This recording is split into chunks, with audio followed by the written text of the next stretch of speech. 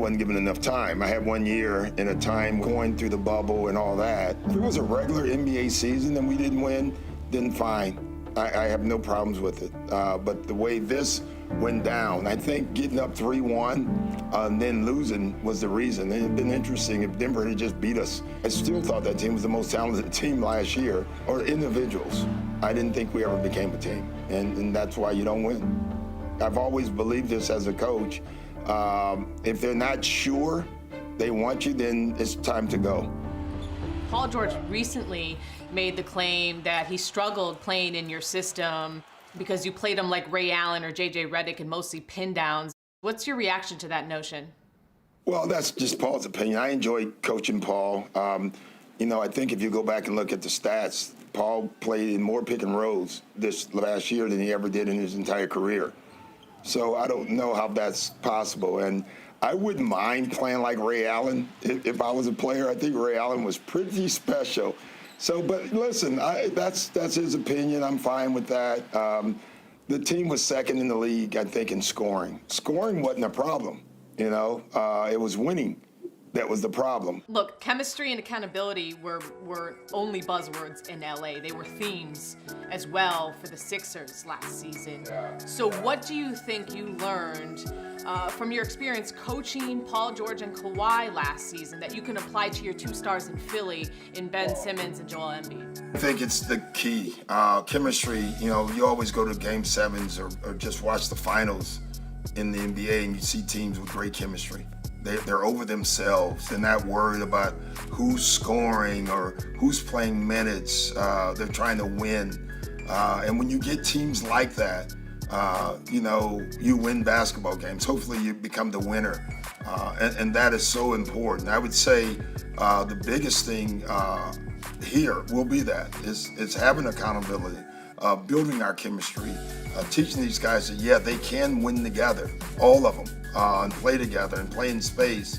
I think the biggest lesson you learn, and you always learn lessons, are from last year's team. It didn't have that. You can visibly see it.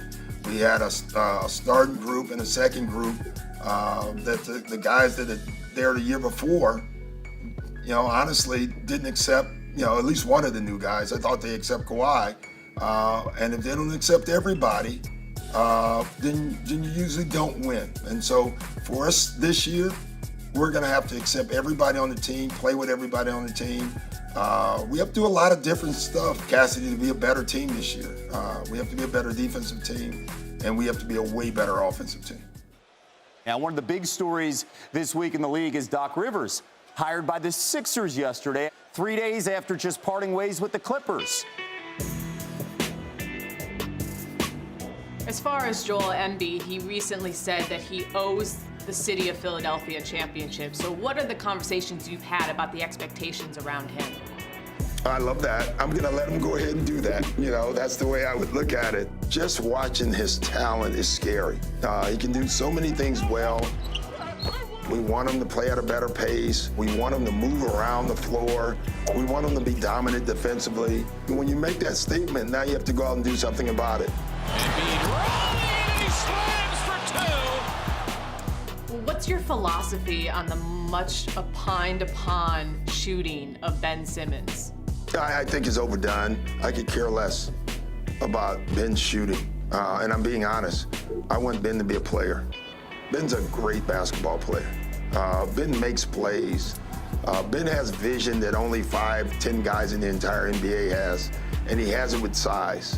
We won a world championship in Boston with Rajon Rondo, who they quote-unquote said, you can't win with a non-shooting guard on the floor. Well, we didn't have a problem winning at all that year. And Rondo made plays. We had the ball in Rondo's hands to make plays. We'll have the ball in Ben's hands a lot to make plays.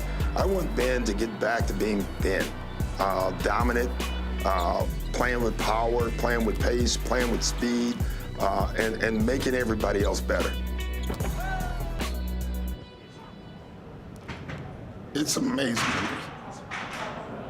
why we keep loving this country, and this country does not love us back. Being the Sixers head coach isn't your only new job. You were also named to the board of the Social Justice Coalition. What do you think is the biggest goal of the coalition as this new season gets underway? The first one is a legacy. You know, the reason this coalition was created is because we didn't want to leave the bubble and be a one-hit wonder. We wanted to leave something that would sustain.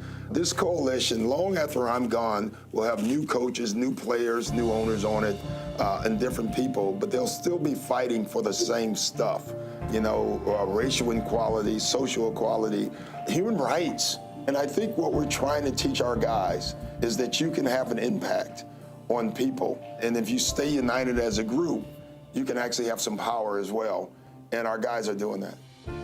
Coach, look, you've already made your mark on this franchise, but you know, you, as far as the personnel moves, said that you worked together with GM Elton Brand and new president of basketball operations, Daryl Morey.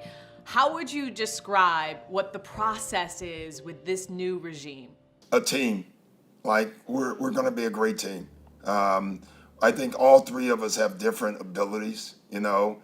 I think when you merge that together, you can create an incredible team. Our communication right now is off the charts, and, you know, the trick is 5 years from now, I'm sitting here with you saying our communication is off the charts.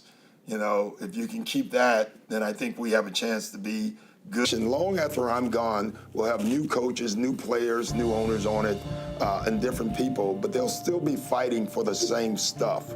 You know, racial equality, social equality, human rights. And I think what we're trying to teach our guys is that you can have an impact on people. And if you stay united as a group, you can actually have some power as well. And our guys are doing that. Coach, look, you've already made your mark on this franchise, but you know, you, as far as the personnel moves, said that you worked together